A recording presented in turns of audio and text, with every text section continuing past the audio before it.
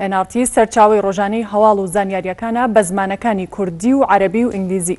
بەپێی ڕیزبەندی ئەلێکسا نزیکەی لە 150 خوێنەرانی دیجیتال میدیای NRT لە دەرەوەی عێراق و هەرێمی کوردستاندان و هەروەها دەتوانن لە ڕێگەی دیجیتال میدیاوە ڕاستەوخۆ بینەری پەخشی NRT HD و NRT2 بن و گوێبیستی نالیا FM بن.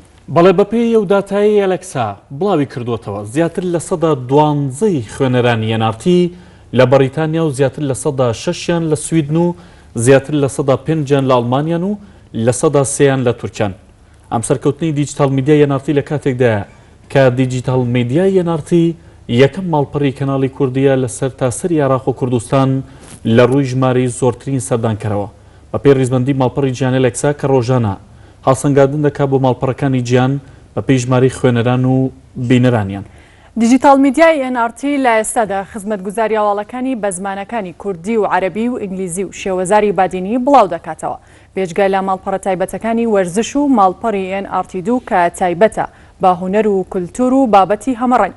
ئەمە بێجگای لە پیجی ڕسمی NRT لە فەیسبوک کە خاوەنی زیاتر لە 1,150,000 فانە.